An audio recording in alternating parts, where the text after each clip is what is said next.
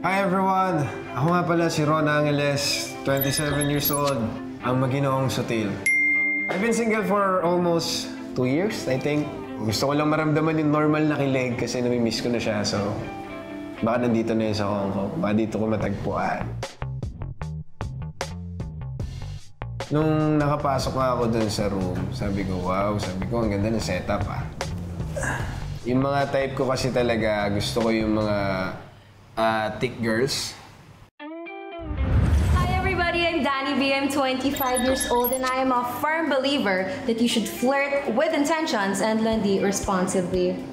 I have been single for 7 years. I need a man who would lead me. And feeling ko kasi I have a very strong personality, so kailangan yung lalaki secure siya sa sarili niya. Hopefully, in Hong Kong, I could be my most authentic self. Like exploring Hong Kong and literally exploring my feelings and just delving in, diving in. Ready na po mag-dive!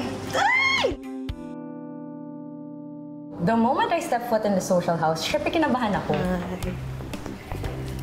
I saw a man sitting down. Syempre, hindi ko alam gagawin ko. Sabi ko sa sarili ko, okay, fine. Cute siya. Say hi. I think so. How are you? Okay. It was kind of cute. Pretty boy, pretty boy. Nung nakita ko si Danny, talagang tinignan ko siya mabuti. What's your name? Ron. Ron. Yeah. I'm Danny. Nice to meet you. Danny? Yes. Hi, I'm John Marie Angeles. I'm 27 years old. Hopeless romantic. Almost 3 years na ako single, na official. Ngayon, wish ko na ma-experience ko yung Hong Kong. Ma-experience kong makipag-date sa Hong Kong. Nung pagdating ko, nung arrival, ina-expect ko, chance ko na makamit ng bagong tao. Ito na yun eh. Walang iya, parehas kilala ko pa. Bro, what the frick are you doing here? Ilang trabaho na yung napagsamahan namin ni Jom. Ilang taon na rin kami magkatropa. Yeah, tol. John Marie po. Ron, pare.